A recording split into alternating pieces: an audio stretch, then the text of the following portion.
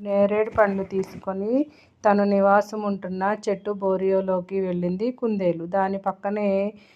ఆ పక్కనే ఉన్న మరో చెట్టు మీద కోతి నివాసం ఉంది. కుందేలు మామను చూసి, కుందేలు మామ, నేను ఈరోజు బీట్రూట్ పండ్లు తీసుకుని వచ్చి నా చెట్టు త్వరలో ఉంచాను.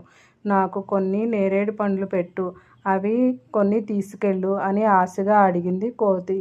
బీట్రూట్ అంటే నాకు ఇష్టమే, కానీ నేరేడు పండ్లంటే మరీ ఇష్టం. అందుకే దాచుకొని అప్పుడప్పుడు తిందామని తెచ్చుకున్నా అంటూ బోరియోలోకి వెళ్ళిపోయింది కుందేలు.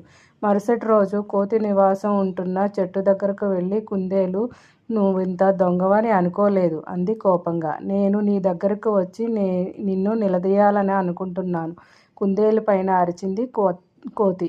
ఇక ఆపు నీ మాటలు. నేను దాచుకున్న నేరేడు పండ్లు నువ్వు తిరిగి నన్నే అంటున్నావా అని ఎదురు ప్రశ్నించింది కుందేలు. చాలు చాలు నీ కట్టుకథలు. నేను దాచుకున్న బీట్రూట్ దుంపలు మాయమయ్యాయి. నేను దాచిన విషయం నీకు మాత్రమే తెలుసు. నువ్వే తినుంటావు అంతే కోపంగా ప్రదర్శించింది కోతి. అక్కడక్కడే తిరుగుతున్న ఉడుత వాటి మాటలు విని నవ్వింది. అప్పుడు ఆ రెండింటికి ఉడత మీద కోపం వచ్చింది. ఏంటి, నీకు తమాషాగా ఉందా అని కసురుకున్నాయి. మీరు దాచుకున్నవి ఎలా పోయాయో క్షణమైనా ఆలోచించకుండా ఒకరిపైన ఒకరు నిందలు వేసుకుంటూ తగువులాడుకుంటున్నారు. అందుకే నవ్వొచ్చింది అని బదులిచ్చింది ఉడత. అర్థం కానట్లు ఆశ్చర్యపోయాయి కోతి బావ. నేరేడు పండ్లు తిని ఉంటే దాని నాలుక నీలం రంగులో ఉంటుంది. కుందేలు మామ బీట్రూట్ తిని ఉంటే దాని నాలుక ఎరుపెక్కి ఉంటుంది.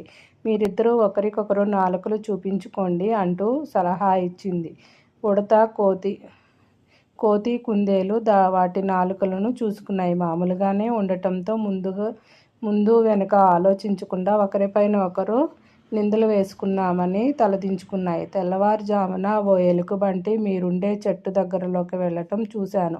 మీరు దాచుకున్న ఆహారాన్ని అదే తిని ఉంటుంది. అందుకే మీరిద్దరి విషయంలో కలగజేసుకున్నాను అని చెప్పింది ఉడత. అసలు విషయం చెప్పకపోతే మనమిద్దరం ఇంకా పోట్లాడుకొని ఒకరికొకరు శత్రువులం అయ్యేవాళ్ళం. ఇంకా ఇంత దాకా ఎందుకసలు? కాస్త ఇచ్చిపుచ్చుకునే ధోరణి ఉంటే ఇద్దరం తృప్తిగా తిని హాయిగా ఉండేవాళ్ళం కదా అనుకుంటూ బాధపడింది కోతి.